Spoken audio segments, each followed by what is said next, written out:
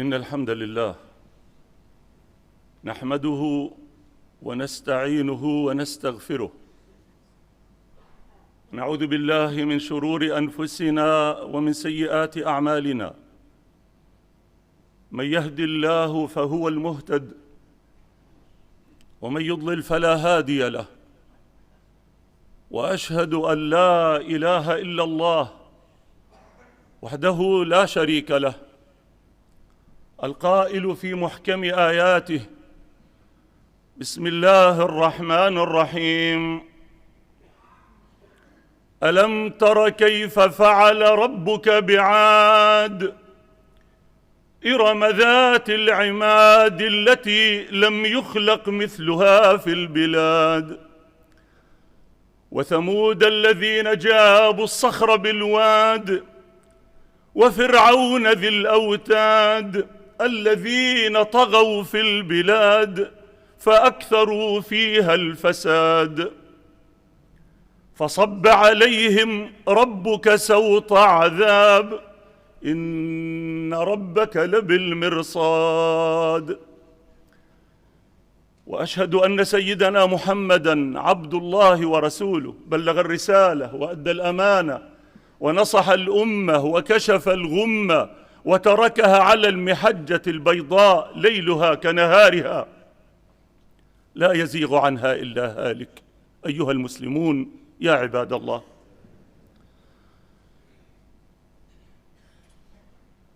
رأينا، شاهد ورأى العالم كله معنا ما حصل ووقع في ساحة وعلى باب المستشفى الأهلي المعمداني في غزة. مذبحة، مجزرة، كان ضحاياها قريبا من 500، جلهم من الأطفال والنساء وبعضهم من الرجال، ومثلهم وأكثر منهم من الجرحى.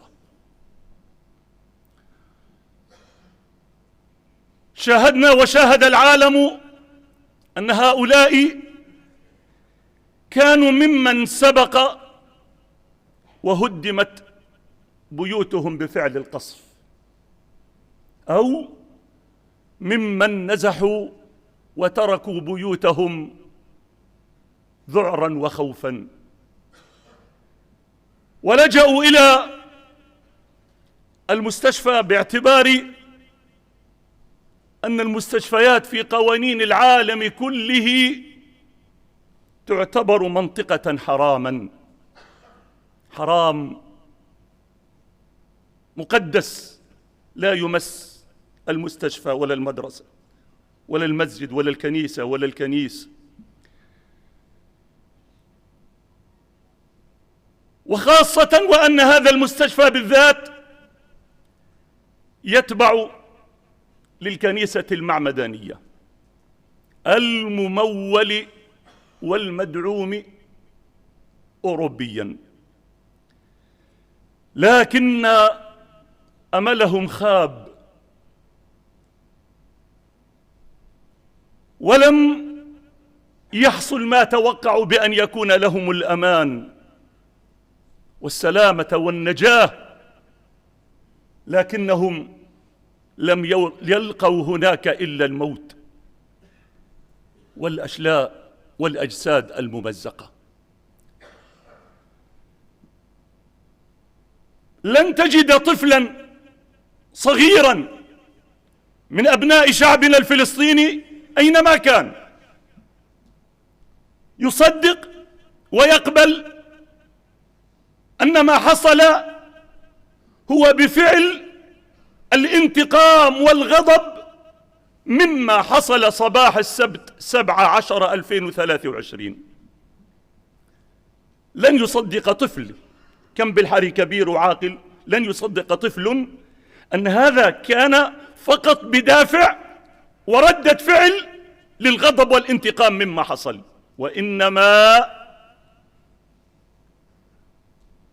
هي الفرصة السانحة واللحظة التي التقطوها بإخراج مخططات موجودة في الجوارير في الدواليب من سنوات طويلة كيف لهم أن يهجروا أهل غزة. هذه مخططات موجودة بالجوارير من زمان ومشغول عليها، ودائما كان في أفكارهم اليوم الذي فيه يتم الخلاص ممن بقي من أبناء الشعب الفلسطيني. أهل غزة يهجرون إلى مصر، وأهل الأردن وأهل الضفة يهجرون إلى الأردن. هذا مخطط، هذا مخطط، وكشفوا عنه الزعماء وكأنهم جايبين جديد هذه الأيام الزعماء العرب. وفي الحد الأدنى من هذا المخطط، في الحد الأدنى أن يتم إقامة ما تسمى كونفدرالية بين الأردن والضفة الغربية، يعني يصيروا هذول دولة واحدة وخلاص، وإنسوا شيء اسمه إقامة دولة فلسطينية. ولذلك الجملة المشهورة عن إسحاق رابين ماذا كان يقول؟ جملة مشهورة عنه كان يقول: كنت أنام ليلتي وأصبح أتمنى أن أصبح فأنظر إلى غزة فأجد أن البحر قد ابتلعها. أمنيتي إني ليلة أنام وما أقوم الصبح أطلع على غزة ولا هي بلعها البحر، يعني مريحنا منها، مريحنا منها. أسلوب المجازر، أسلوب المذابح الجماعية ليس شيئا جديدا، هذا ليس شيئا جديدا عمل به ضد أبناء شعبنا. في عام النكبة 1948 كان هذا أسلوبا مركزيا في تخويف وإرهاب الناس الآمنين من أجل أن يهربوا ويهاجروا ويتركوا بيوتهم ويتركوا قراهم. أسلوب اعتمدته مجموعات وعصابات شتيرن والليحي والهجناء. كم من المذابح حصلت في العام 48: مجزرة دير ياسين، مجزرة قبية، مجزرة علبون، مجزرة الطنطورة، مجزرة علوط، مجزرة الصفصاف. هذه بعض من مجازر ارتكبت بحق أبناء شعبنا. ولي هنا واسمحوا لي أنا أذكرها وإن كانت شخصية، لأن ألمها أبدا لن يفارقني.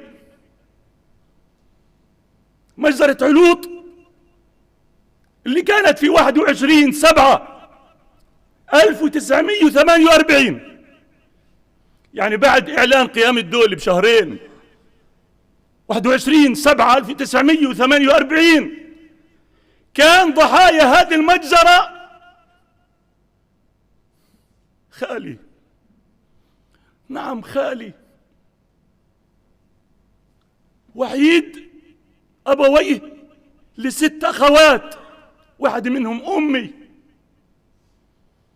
لم يمض على زواج 3 أشهر، كان ضمن 22 شاب جمعوهم على البيادر في علوط وأطلقوا عليهم الرصاص في عملية إعدام جماعية. خالي محمد.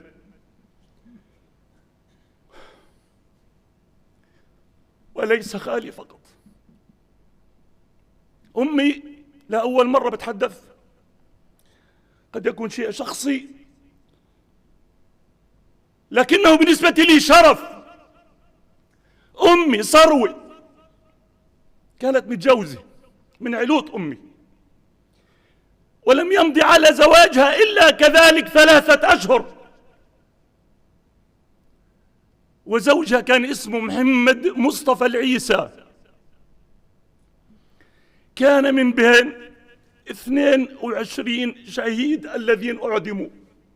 أمي يعني أمي استشهد وأعدم بنفس اللحظة، أخوها الوحيد وزوجها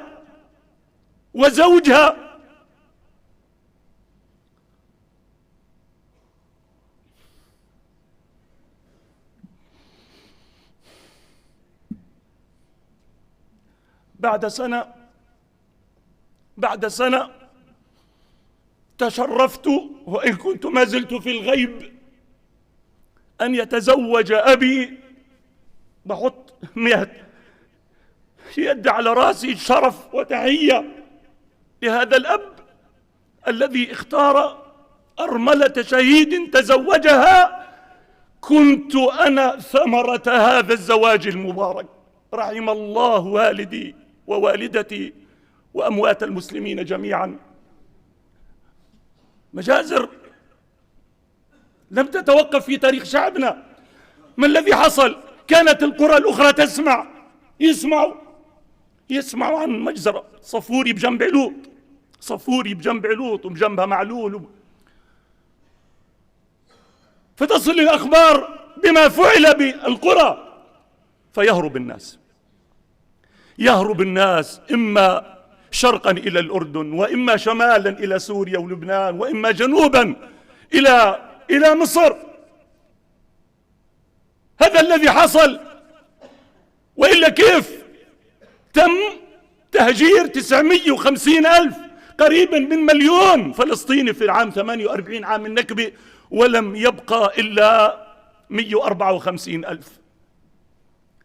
وهذا شيء مش نحن نكتب ولا نقوله، هذا كتاب إسرائيليين أول العام. صحيفة هارتس العبرية كتبت تقرير طويل عريض عن مجزرة الصفصاف، وكيف كانوا يقطعون أصابع النساء من أجل أن يأخذوا الخواتم، يحاولوا يسحبوا الخاتم أو السوارة، وإذا ما قدروش ضيقة يقطعوا الإيد مشان. هذه صحيفة عبرية، كاتب إسرائيلي بالعام الماضي من كشف عن مجزرة الطنطورة التي الآن عليها موقف سيارات أقيم، 70 شهيد مدفونين تحت موقف سيارات. يبدو أن شهية الجريمة والمذبحة والتخويف ما تزال حاضرة، وإلا كيف يمكن تهجير وطرد 2,300,000 فلسطيني من غزة؟ كيف؟ لا يمكن إلا أن يكون هذا عبر حالة خوف ورعب. ولذلك كان هذا القصف وكان هذا الدمار وكان هذا الذي يحصل هناك. ثم الطلب: انزحوا إلى الجنوب إلى أماكن آمنة، انزحوا إلى الجنوب إلى أماكن آمنة. 75% من أهالي قطاع غزة هن من اللي آبائهن هجروا في 48، يعني أغلبهن من يافا واللد والرملة والمجدر وعسقلان وزدود. كيف لهم أن يصدقوا هذا أو أن يقبلوا بهذا لما لم تنجح الصواريخ والطائرات؟ اعتمدوا إلى أسلوب التعطيش والتجويع. فشلوا بالترويع، فشلوا بالتخويف، فلجأوا إلى التعطيش، إلى التجويع بقطع الماء والكهرباء والدواء والغذاء حتى لا يجد الناس حيلة أبدا. وبرضو هذا ليس أسلوبا جديدا. ماذا يقول الكاتب الإسرائيلي هيلي الكوهن في كتابه اسمه العرب الطيبون؟ مع الأسف يقصد عن العرب الذين تعاملوا معهم ب48. يتحدث كيف تم احتلال مدينة عكا، يذكر احتلت عكا وقد كان صعوبة بسبب أسوارها، وإذا به عربي فلسطيني مع الأسف غير مسلم، نعم غير مسلم، كلهم مال كنتوا مجانين يعني هالقد يعني الأمور معكم، شغلوا عقلكم شوي. قل لمين؟ للمحاصرين، كلهم شايفين نهر الكابري، عكا كلها بتشرب من مية نهر الكابري، قالوا شايفين، قال نقطعوا المي عن عكا تعالوا عندي بعد كم يوم. لم يمضي كم يوم إلا والرايات البيضاء ترفع فوق أسوار عكا معلنة التسليم من العطش. مش راح أقول اسمه، دوروا عليه كتاب هيلي الكوهن العرب الطيبون القذرون الوسخين. فالتعطيش والتجويع جاء من أجل تنفيذ خطة الترويع والتخويف من أجل نجاح مشروع ترك البلد، ترك الوطن، ترك البيت. ومع الأسف أن هذا كله ترى الدنيا والعالم اللي مسمي حاله حر وديمقراطي ومتنور يشهد هذا كله ولا ينبس ببنت شفا بل يؤيد. والأنكى إن كان هؤلاء الغربيين يفعلون ذلك عنصرية وحقدا، فإن عرب ومسلمين يفعلون ذلك جبنا وخوفا. 15 يوم لم يدخل إلى الناس المدنيين، لم يدخل إليهم قطرة ماء ولا جرعة دواء، لم يدخل إليهم شيء، مع أن لمصر حدود ومعبر، لكن الخزي، لكن الذل والهوان الذي يسيطر على حكام هذه الدول في هذه الأيام.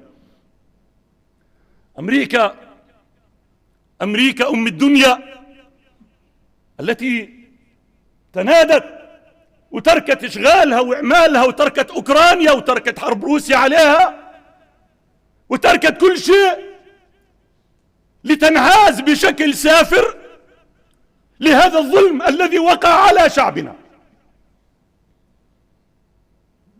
أنا أتحدث هنا عن الحالة المدنية الإنسانية، لست محلل عسكري ولن أتحدث في هذا الموضوع، أتحدث عن الحالة المدنية الإنسانية التي حتى هذه لم توقظ ضمير الرئيس الأمريكي الذي سرعان ما أعلن تأييده الكامل، وسرعان ما سير أسطول جوي لنقل السلاح، وسرعان ما سير حاملتي طائرات، كله من شان شعب غزة هذا المسكين.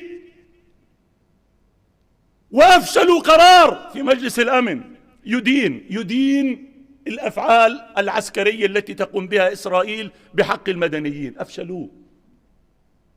أفشلوا. ويأتي بايدن خصيصا في زيارة مباشرة بعز الحرب إلى إسرائيل. اليوم في الصباح أقرأ مقال لكاتب إسرائيلي بيقول 3 مرات بتاريخ أمريكا اللي رئيس أمريكي أجا على ساحة الحرب 3 مرات. أول مرة سنة 1886، لاحق يا سيدي تواريخ 1886. وين أجا خلال الحرب الأهلية الأمريكية على بعد 6 كيلومتر من واشنطن، أجا على ساحة حرب. والمرة الثانية لما أجا بايدن على أوكرانيا، بس مش من بداية الحرب، من أول يوم. والمرة الثالثة حينما يأتي بايدن الآن إلى إسرائيل. 3 مرات بتاريخ أمريكا، لتدركوا أن الموضوع أبعد بكثير مما يحصل في غزة الآن. هذا الدعم الأمريكي، هذا العمى، عمى القلب، أوضحوا بشكل سافر سناتور أمريكي اسمه لينزي جراهام، الذي قال وكل الدنيا شافته، قال لتمحى غزة عن وجه الأرض. لينزي جراهام الله يلعنه الله يلعنه الله يلعنه، لتمحى غزة عن وجه الأرض. طب قول لتمحى الحركات العسكرية، قول ذبحوا اللي بدك إياه، عسكر بعسكر يلا، لتمحى غزة، يعني ليمحى 2,300,000 صغار وكبار ورجال ونساء. معقول؟ معقول. معقول في عرف قيادة أمريكية مجنونة عمية مرة واحدة بشلح ثوب السياسي وزير الخارجية الأمريكي مرة واحدة بلينكن، وبيقول أنا لم آتي إلى هنا لأني فقط وزير خارجية أمريكا، إنما أنا جئت إلى هنا لأنني يهودي. لأنك يهودي. ويقول المسلم اللي بصر بأني بلد العدو أنا جاي على هالبقية، لو إنه واحد قيلها أخ، لو بشرشحوا بيمسحوا بيغتالوه بدمروه، أما لأنه من أمريكا على راسه ريشي، له الحق أن يقول يا أمريكا أنت تنظرين لحقوق الإنسان.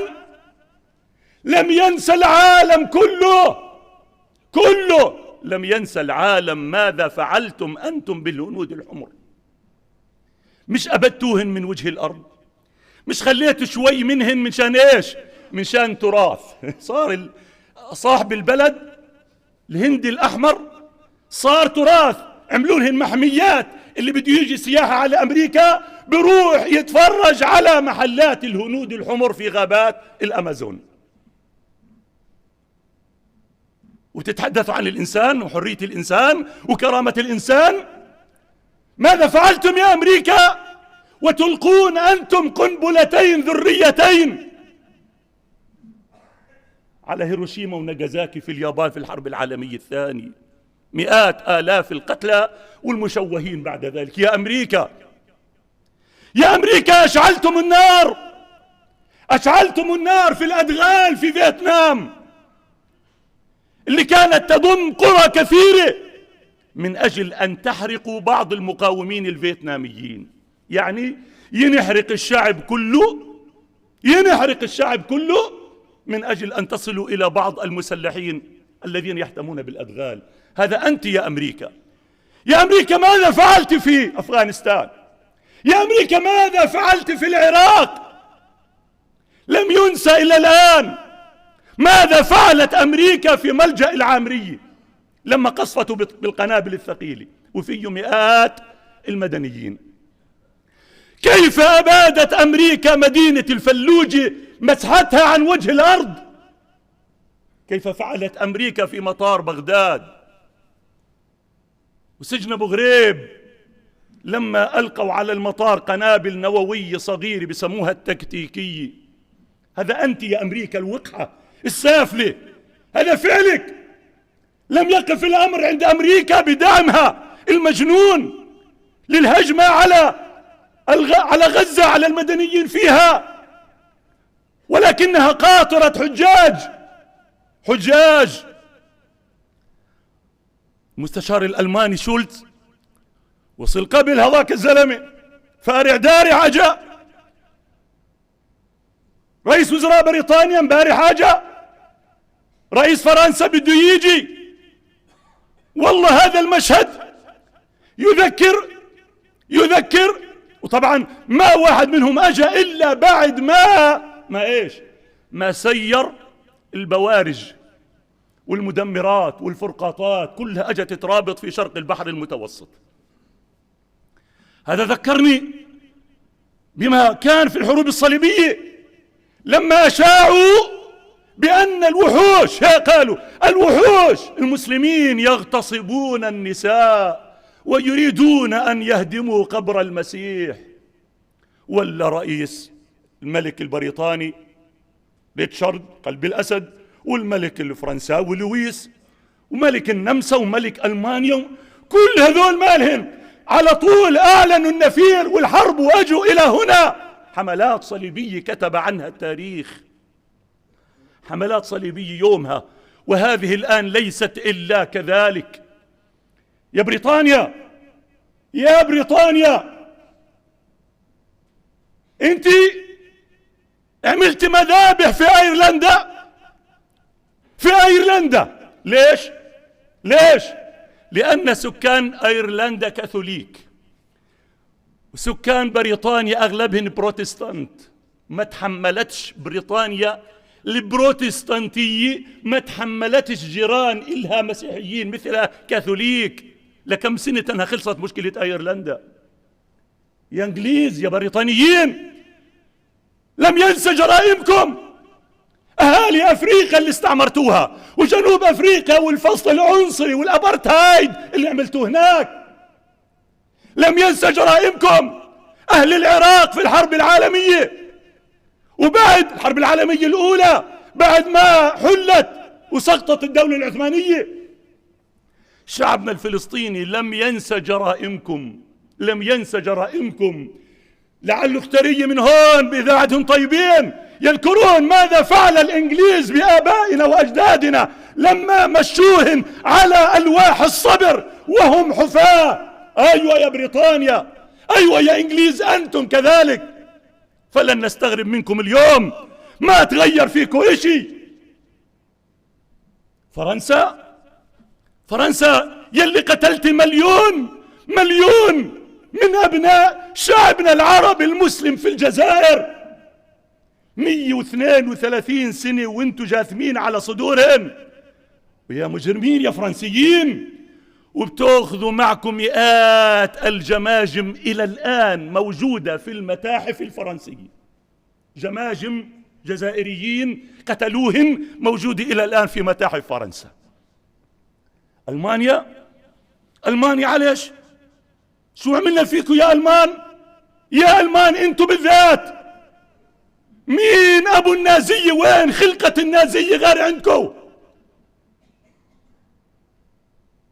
وين خلق اللوم؟ من الذي أنشأ أفران الغاز وحرق فيها اليهود؟ نحن. مين اللي عمل الهولوكوست؟ نحن. لا، لسنا نحن، أنتم أيها الألمان.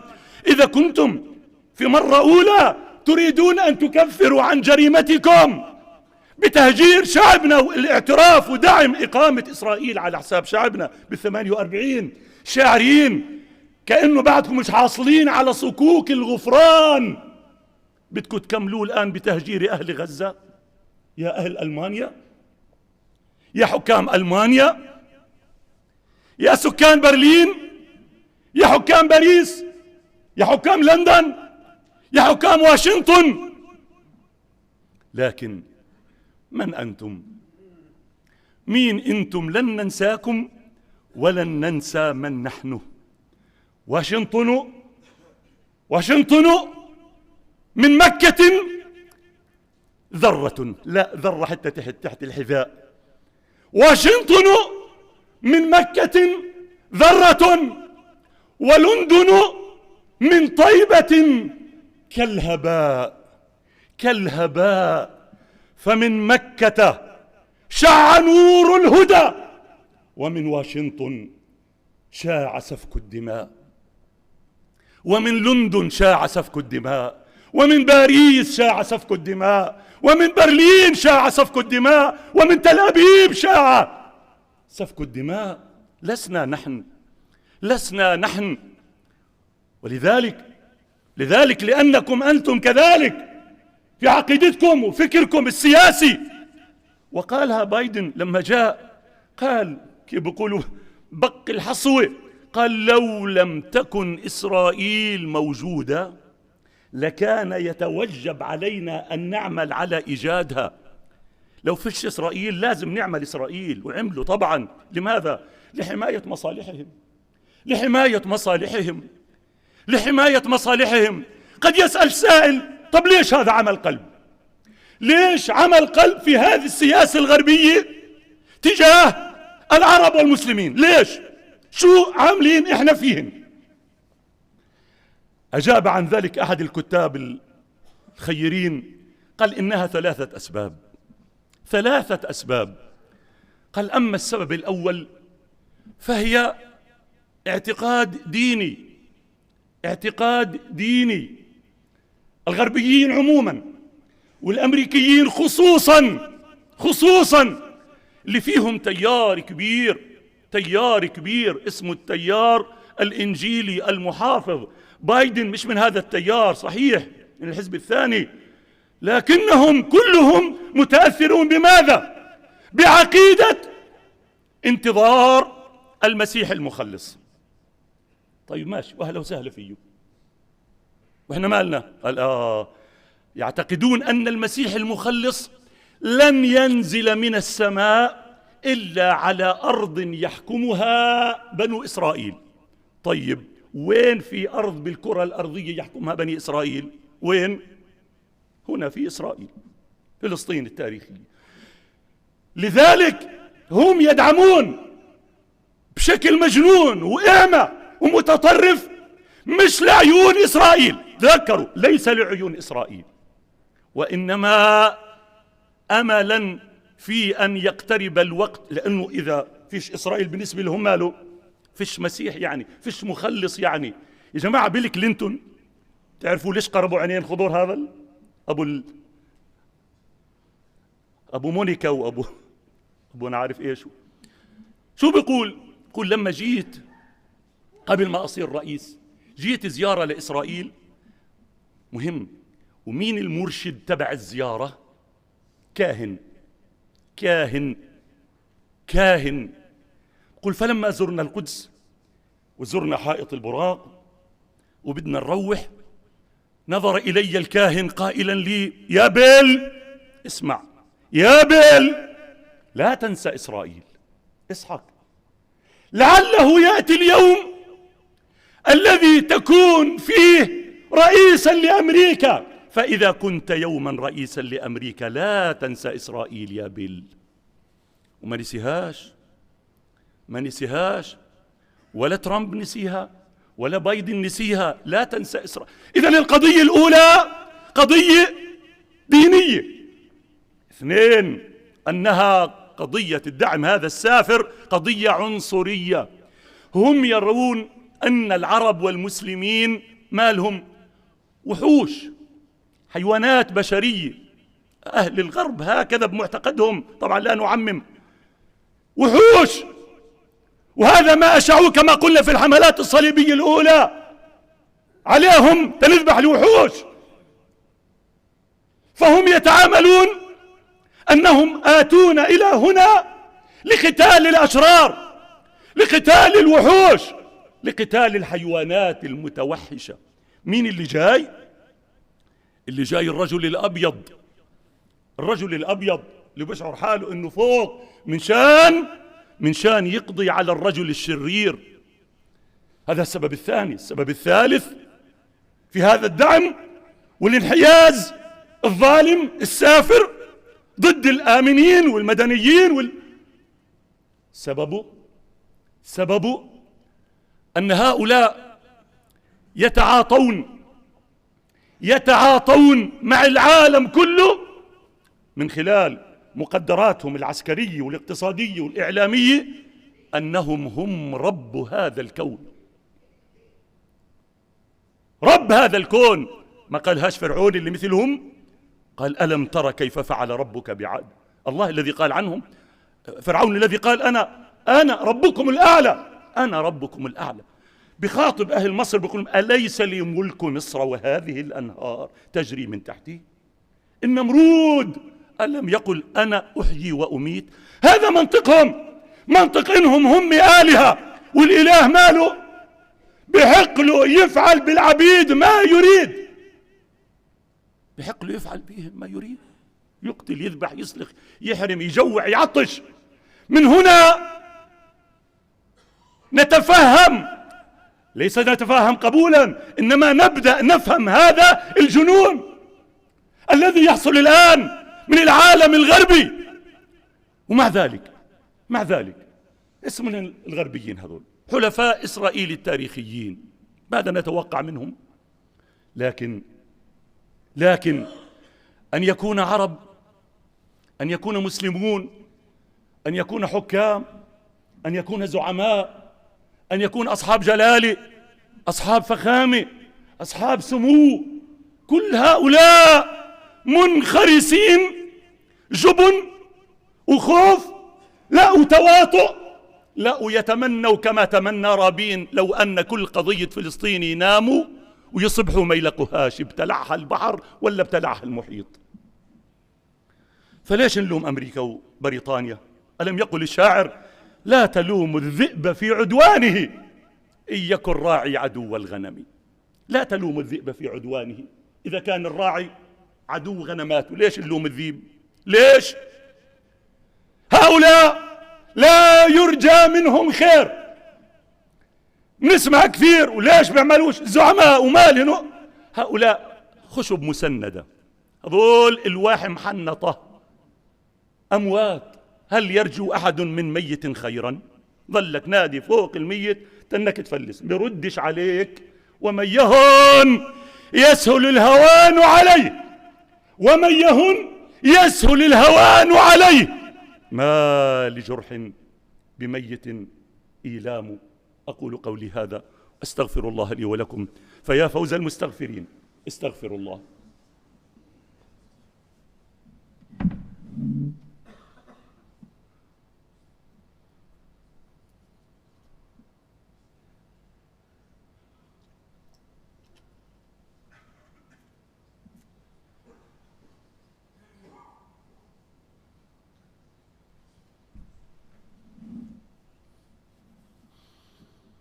الحمد لله رب العالمين.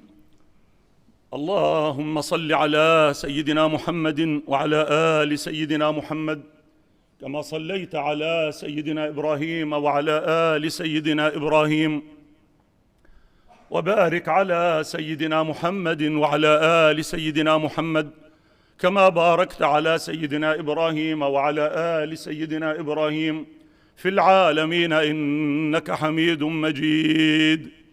أيها المسلمون، يا عباد الله، بكل شموخ واعتزاز وفخر وإنسانية في زمن اللا إنسانية، يقول النبي صلى الله عليه وسلم: الناس شركاء في ثلاث: الماء والكلى والنار. الناس شركاء في ثلاث، مش المسلمين، الناس، بمعنى في أشياء ثلاثة ممنوع حدا يحرم منها حدا، ممنوع أحد يمنع إنسان منها: الماء ليشرب، الكلى يعني الغذاء ليأكل، النار كانت النار تستخدم للضوء، يولعوا نار مشان يضووا حواليهن، والنار مصدر الطاقة. هذه الناس شراكة فيها ثلاث، الناس شركاء في ثلاث: الماء والكلى والنار.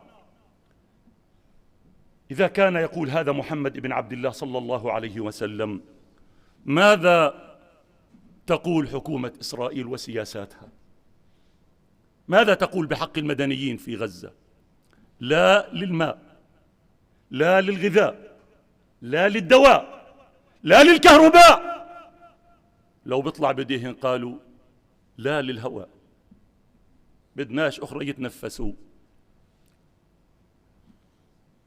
لو حطينا هذه المعادلة بين يدي منصفين إذا بعد في العالم منصفين، أيهما تعبر عن الإنسانية والعظمة؟ حتى وإن كان كما قلت في البداية دوافع غضب وانتقام، لكن هناك أناس أبرياء آمنين مسنين، شيوخ، نساء، أطفال، قوانين الدنيا كلها بتحميهن. لكن نحن في زمن الموازين المختلة والقوانين الظالمة والمواقف الإنسانية المخزية. لكن مع هذا الانحياز الغربي الأمريكي السافر، مع هذا العدوان الظالم على المدنيين والآمنين، ومع هذا الخذلان العربي والإسلامي سنظل نتذكر قول الله: إن مع العسر يسرا، إن مع العسر يسرا، ولا يغلب عسر يسرين. اللهم يا حي يا قيوم، يا حي يا قيوم، يا حي يا قيوم، يا من إذا سئل أعطى، يا من إذا دعي أجاب، نسألك اللهم بأسمائك الحسنى وصفاتك العظمى أن تفرج عنا وعن شعبنا وأمتنا ما نحن فيه يا رب العالمين. اللهم ارفع عنا الهم والغم والظلم والبلاء يا رب العالمين. اللهم غير حالنا بأحسن حال يا رب العالمين. اللهم ألف بين قلوب المسلمين، واصلح ذات بين المسلمين، واحقن دماء المسلمين، واهدهم سبل السلام، وأخرجهم من الظلمات إلى النور يا رب العالمين. اللهم كن لأطفال غزة، اللهم كن لنساء غزة، اللهم كن لشيوخ غزة. اللهم إنهم جياع فأطعمهم، اللهم إنهم عطاش فاسقهم، اللهم إنهم حفاة فاحملهم، اللهم إنهم خائفون فآمنهم وأنزل السكينة على قلوبهم يا رب العالمين. اللهم ول أمورنا خيارنا، ولا تول أمورنا شرارنا. من أراد أن يكيدنا فكده، ومن أراد أن يخذلنا فاخذله. اللهم ابعث في أمة سيدنا محمد صلى الله عليه وسلم قائدا ربانيا يقودنا لطاعتك والعمل بشريعتك يا رب العالمين. اللهم انصر من نصر الدين، واخذل من خذل الدين. إلهنا ومولانا، إنا نعوذ بك من الخوف إلا منك، ومن الثقة إلا فيك، ومن التوكل إلا عليك، ومن الرجاء إلا بالذي عندك، ومن الوقوف إلا على بابك يا أرحم الراحمين يا رب العالمين. إلهنا ومولانا، لا تدع لنا في هذا اليوم العظيم ذنبا إلا غفرته، ولا دينا إلا قضيته، ولا هما إلا فرجته، ولا ميتا إلا رحمته، ولا مريضا إلا شافيته، ولا غائبا إلا رددته، ولا أسيرا إلا فككت أسره، ولا مسجونا إلا أطلقته، ولا مظلوما إلا نصرته، ولا ظالما إلا قصمته، ولا ضالا إلا هديته، ولا طالب علم إلا إلى كل خير وفقته يا رب العالمين. عباد الله، إن الله يأمر بالعدل والإحسان وإيتاء ذي القربى، وينهى عن الفحشاء والمنكر والبغي، يعظكم لعلكم تذكرون. اذكروا الله يذكركم، وسلوه يعطكم. وأنت يا مقيم الصلاة أقم الصلاة يرحمنا وإياك الله.